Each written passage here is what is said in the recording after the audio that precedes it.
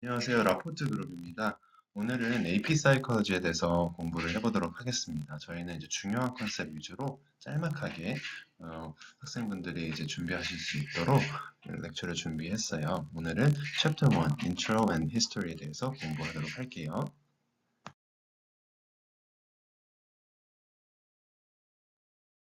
네, 사이콜로지의 어원에 대해서 한번 알아보도록 하겠습니다. 사이콜로지는 우선 사이크라는 그리스 어원의 단어와 로지아라는 단어를 두 개를 합친 게 되겠습니다. 사이크는 mind, soul, spirit이 되겠고 로지아는 study of가 되겠어요. 그래서 study of mind, soul, and spirit이 되겠습니다. 소크라테스는 rational thought을 중요시했던 사람이고 사람들이 서로 이제 영향을 미치면서 우리가 사회생활을 한다 이런 걸 처음 주장했던 사람입니다. 플레이토는 subjective reality를 굉장히 강조를 했고 우리가 각각 개개인이 느끼는 그 경험이 다르고 그로 인해서 각자 주관적인 그 experience를 통해서 주관적인 사고관을 갖게 된다. 이걸 처음 말했고 애리스토텔 같은 경우는 사람들, 그리고 사람의 정신에 대해서 알고자 하려면 그냥 하는 게 아니라 observation and data를 통해서 human behavior도 이런 식으로 공부를 해보는 게 좋겠다. 처음 말했던. 그러면 우리는 오늘 존 락에 대해서 한번 공부해 보도록 하겠습니다. 존 락은 타빌라 라사라는 컨셉으로 굉장히 유명해진 사람이에요. 타빌라 라사는 blank slate라는 건데 이게 무슨 말이냐? 우리는 태어날 때 백지 상태다. 이 말이랑 이 말이거든요. 그래서 blank slate, 백지 상태로 태어난다. 그러면 백지는 처음엔 아무것도 없지만 물감을 더해지면서 하나의 예술품이 나올 수 있는 거잖아요. 여기서 물감이 우리가 하나하나 경험을 통해서 얻어가는 거라고 생각을 하면 경험이 하나씩 차곡차곡 쌓여서 하나의 예술품을 만들어 가듯 하나의 사람을 만들어 간다. 이렇게 생각하시면 돼요. 그래서 nature vs nurture 이런 얘기 많이 들어보셨죠? 존 락은 타빌라 라사 그리고 nurture에 대해서 조금 더 강력히 주장을 했던 사람이라고 보시면 되겠습니다. 그러면 이제 사이콜로지를 처음으로 사이언티픽하게 공부했던 사람이 누구일지 한번 알아볼게요. 윌helm 원트라는 사람인데 발음 잘 모르겠어요, 솔직히. 근데 이 사람이 첫 사이콜로지컬 레버토리 실험실을 설립을 했다. 그럼 아까 방금 보셨던 윌helm 원트는 스트럭처럴리즘의 아버지라고 불릴 수 있는 사람인데 스트럭처럴리즘이 뭐냐? 자, 이제 앞으로 보실 큰 틀이 두 가지가 있습니다. structuralism, functionalism이 있어요. 그 중에서 우리는 structuralism을 보는 거고, structuralism은 structure에 대해서 공부하는 거예요. 우리의 마인드가 어떤 구성 요소로 어떤 스트럭처로 구성되어 있는지에 대해서 공부를 한 거예요. 우리 정신은 이러한 베이직 엘리먼트, 기초 구성 성분으로 이루어져 있구나. 그래서 이거에 대해서 알아야 되는 인물들이 윌helm 문트라는 사람이 있고 에드워드 티치너라는 사람이 있어요. 문트의 학생이 되겠고 이 사람이 스트럭처럴리즘이라는 단어를 통해서 문트와 본인 에드워드 티치너가 공부했던 방식을 스트럭처럴리즘이라고 얘기를 했어요. 그래서 마인드는 3 basic element로 구성되어 있고 이 구성 성분은 sensation, feeling, image가 되겠습니다. 우리는 펑셔널리즘으로 다시 넘어갈게요. 펑셔널리즘.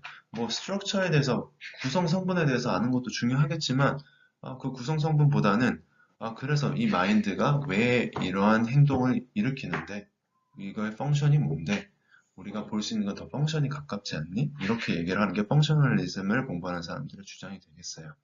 그래서 conscience가 어떻게 behavior와 상관이 있는지, 그래서 우리의 삶을 어떻게 바꾸는지 이렇게 공부를 하고자 했던 사람이 윌리엄 제임스 그리고 에드워드 톤다이크가 되겠습니다. 그래서 study of behavior and how the mind helps us function 이런 식으로 공부를 했어요. 그리고 퍼즐 박스에 대해서는 다른 유튜브 동영상을 통해서 한번 보시면 좋을 것 같아요. 그래서 modern approach라고 해서 좀 structuralism, functionalism 보다 조금 더 모던한, 좀 더 최신의 그 지견에 대해서 공부를 해보도록 할게요. 다음과 같이 8가지에 대해서 조금씩 알아볼 건데, 가장 먼저, 자, 그러면 사이코애널리시스에 대해서 한번 알아보도록 할게요. 사이코애널리시스는 그 시그먼 프로이드라는 사람이 만든 컨셉이에요. 굉장히 유명하기 때문에 이거에 대해서는 잘 숙지를 하셔야 되겠습니다. 이드, 이고, 슈퍼 이고라는 컨셉이 있어요.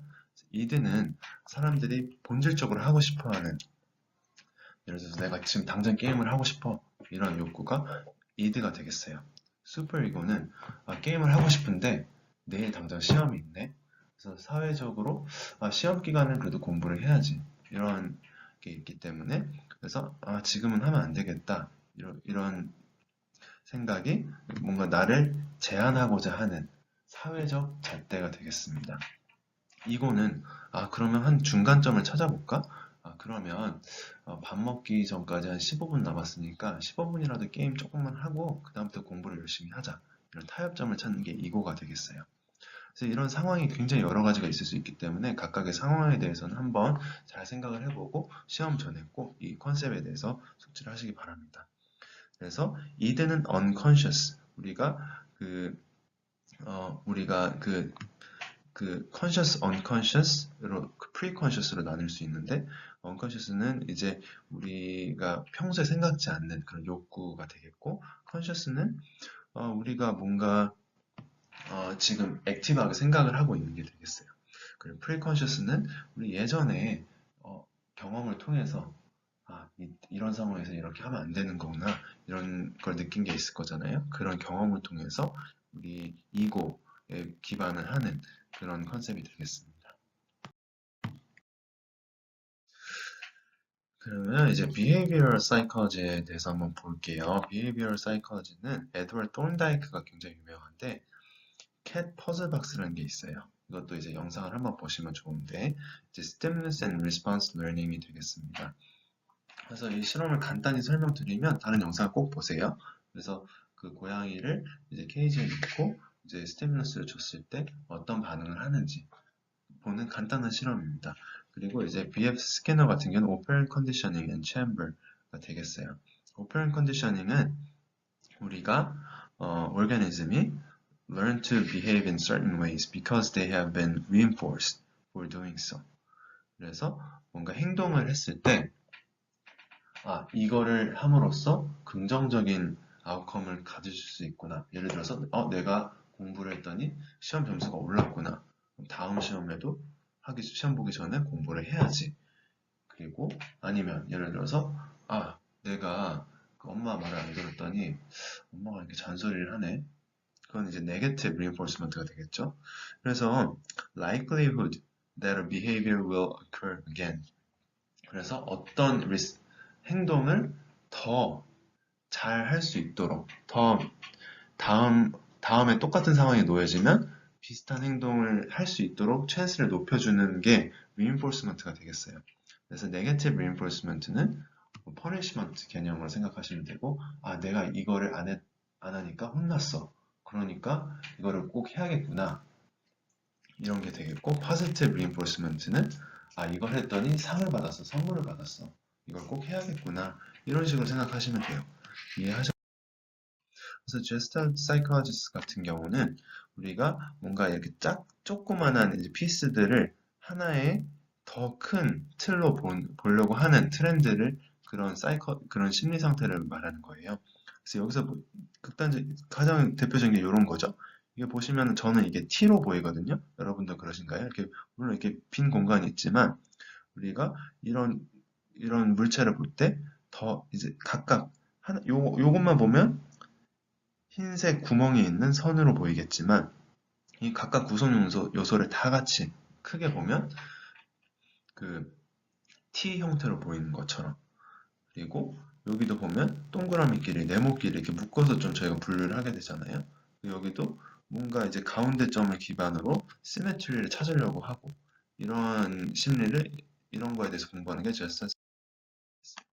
Humanistic Psychology는 Human Capacity에 대해서 공부를 하는 사이클러지가 됐는데, 그래서 여기서 중요한 게 요런 요 삼각형에 있는 각각 요소를 하나씩 꼭 외우시면 좋을 것 같아요.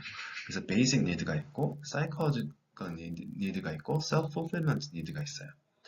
그래서 휴머니스틱 사이콜로지스트는 여기 윗단계에 있는 게 가장 좋은 거라고 얘기를 하겠죠. self-actualization.